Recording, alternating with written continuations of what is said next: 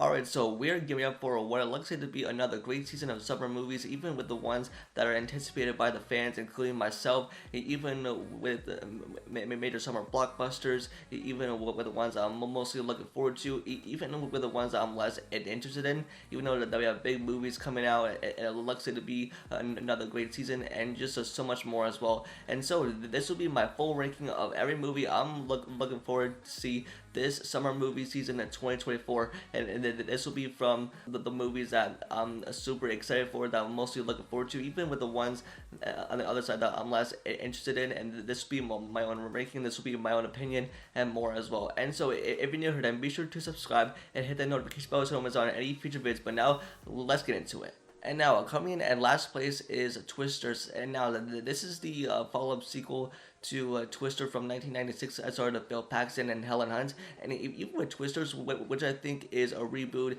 and I don't think it's like a sequel or whatnot, starring Glenn Powell and Daisy Edgar Jones, especially with her character as starting to destroy a tornado with a weather machine. And this is one of those disaster movies with all those CGI tornadoes. And even that, this is what I'm the least interested in.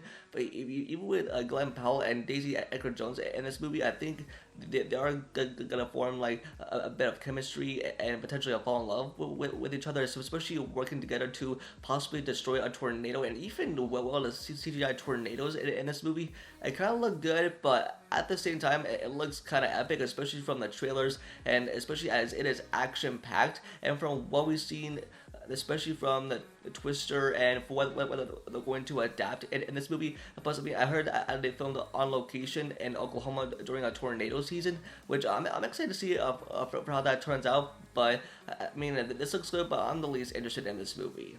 And next up is Bad Boys or Ride or Die. And now this is the return of the comedic cop duo that we all love so much, with Will Smith and Martin Lawrence. I mean, they're like the stars of that movie. I mean, I'm looking forward to this movie, but at the same time, I feel like something is a bit off here, because even with the last movie that came out like way back like years ago in 2020 with Bad Boys for Life, which I think is a wasted title, if you know what I mean, and that should have been the title for this movie. But even as we look at the franchise, with starting with Bad Boys, which I love its theme, especially as I loved all the story, all the action-packed scenes, and all the car chases that this franchise adapts.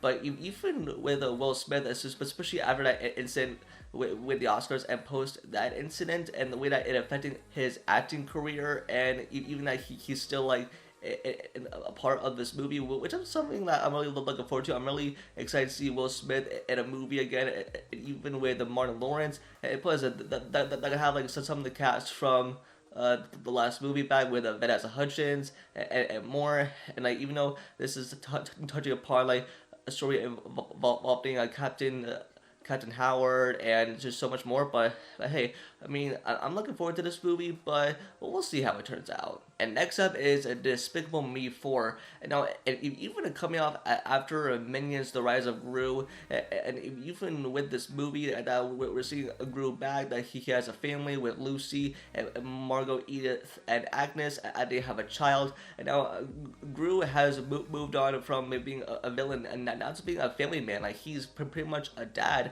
and now for what he's about to get into, and that he has to stop a villain. And now, like, I think, like, I don't know, like, of how this will turn out, especially if I have like the same theatrical experience event that had Minions: The Rise of Gru had back in summer of 2022.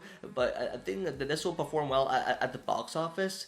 But even though I'm excited for Despicable Me 4, and plus I love the franchise, and especially with those minions, and especially as I love Gru as a villain, but now being like within like being like the dad kind of space, and now having a kid, which is something I'm looking forward to as well. So yeah, I'm looking forward to this movie. I'm curious to see what's in store. Next up is Maxine, and now this marks as the last movie in Ty West's X trilogy, from X and Pearl, and now to Maxine. And that we're seeing Mia Goth returning in the role as Maxine, and that she is now in Hollywood, about to be in an audition, getting her big break, about to make movies.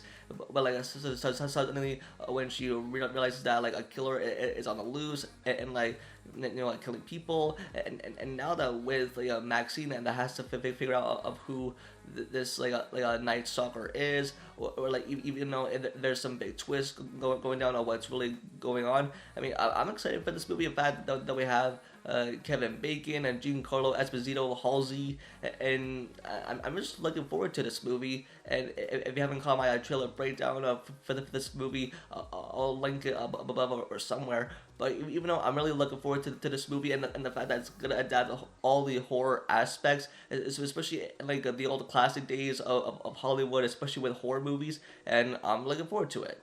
And now, next up on the list is If, and this stands for Imaginary Friend, and this is starring Ryan Reynolds and is directed by John Krasinski, and that's right, this is the man that like directed the last two Quiet Place movies, and now directing a movie starring Ryan Reynolds, and I'm looking forward to this movie. I think it's gonna be a heartfelt, a family fun movie, and even with this girl that's going to see what it's like for these people that I left their imaginary friends, and even if this girl, if she can save them, it looks to be a fun time. And you with Ryan Reynolds and this girl are going to be teaming up together, and it looks to be so much fun. And we have voice casts of so many familiar faces, especially with like big name stars that are going to be a part of this movie, doing voiceovers for these imaginary friends, and even for what Krasinski of what his vision has in mind for this movie. I'm really looking forward to it. I mean, I'm looking forward to seeing this movie because the fact that like this is gonna be a Ryan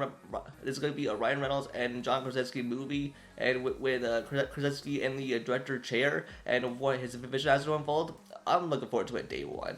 Next up on the list is Trap, and now this is the new horror thriller coming from M. Night Shyamalan, and this is starring Josh Hartnett, as well known from Oppenheimer, and that was a box office hit, and now with him being in this film as the main lead, I mean, sign me up. And this is like the new thriller of when him and his daughter go into a concert, and for what they don't realize that they are part of a sinister event. It looks to be really scary and really intense, and even that are going to be twists and turns involved a lot on the way, like who's going to be the killer and how they're going to trap this killer. And even for what the trailer showed us, and I think they sort of revealed like the twist, but even for what M. Night Shyamalan has in store, there's like another big thing involved, and I didn't want to hide like from the marketing, but I'm definitely down for what's in store for this new thriller, and I'm sold.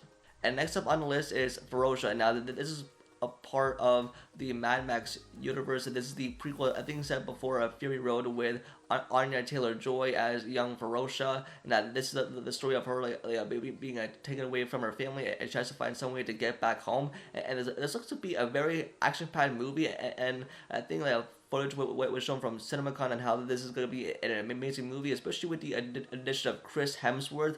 I think it's sort of be like a villainy role or something like that. But again, I can't wait for this Mad Max prequel. It looks to feel like just like the Mad Max movies, those action-packed scenes, and this is something that I'm really looking forward to, especially from George Miller. And I'm pretty sure like he's gonna do a great job with this. But this is on my radar for the movie that I'm mostly looking forward to this summer. Next up is Inside Out 2, and now I think that this is the sequel that I'm definitely looking forward to, especially after the first Inside Out, that we are back with the gang, with the emotions, with Riley, who's now a teenager, and even that we're getting introduced to a whole new set of emotions, especially for Anxiety, played by Maya Hawke. And I think this looks to be a fun movie, and I think that this is going to be the film of what Riley is going through as a teenager, and I think that this is my most anticipated like Disney Pixar movie, and I'm pretty sure a lot of people looking forward to as well, because I think at CinemaCon, I think like the first 30 minutes of the movie was shown, so that makes me most invested. So I'm pretty sure it's definitely going to be a win for Pixar. But I think Inside Out 2 is definitely the one I'm looking forward to. Me, it deserved a sequel, and with the new emotions introduced, and I'm excited. And next up on the list is Kingdom of the Planet of the Apes. And now this is the start of the new trilogy, especially coming from Wes Ball. And even after the last Planet of the Apes trilogy that concluded with War for the Planet of the Apes, I mean, this movie is taking place after that movie, but even at this is like a fresh start, especially with Cornelius that is leading this tribe, this empire with the apes that is fighting their new home, especially with this girl involved that is with them, and with the antagonist that is pretty much after these apes what he's planning to do, and I'm liking it, especially as Matt Reeves directed the last two Planet of the Apes movies, and even Wes Ball in the director chair. Now this is like a fresh new start for the apes, and I'm pretty much looking forward to what it has in store, and I'm excited for a Planet of the Apes movie. And next up on the list is A Quiet Place Day One, and this is the prequel, and that I said for where it all began, Day One, and this is gonna be the story of how the world went quiet, and I love that tagline, and I'm pretty sure it's gonna be used much, really, in the marketing, and it's gonna have Joseph Quinn from Stranger Things and Lupita Nyong'o from Black Panther, and it looks to be a really thrilling and intense prequel, and it's gonna be crazy, it's gonna be intense, and it's especially with a horror movie like this, and the fact that it's not going to be directed by John Krasinski that did the last two movies, but this is a prequel, and I'm pretty sure this is gonna be like so cool to witness how it all began, and all those creatures, and how like the world went silent, and I'm looking forward to this movie, and I'm looking forward to it. And next up is The Fall Guy, and now this is like the new action movie with Ryan Gosling and Emily Blunt, and the fact that I'm excited to see these two together in a movie, especially as they were on at SNL recently, and I think like they were on stage at the Oscars, and even seeing them in an upcoming movie, and that this is coming out on May 3rd, the start of summer movie season, and I'm pretty much looking forward to it. And this is pretty much a Ryan Gosling who plays like a stuntman, the guy, the main lead goes missing, and now like he's one of pretty much doing like all the stunts, and even with the trailers and everything that seems to be action packed of what an action movie is, with Emily Blunt involved, and like I'm pretty sure like this is gonna be one heck of a sweet action movie to throw with intense scenes, and this is something that I'm looking forward to, and just sign me up for this. But coming in at number one, and my most anticipated movie for this summer is Deadpool and Wolverine,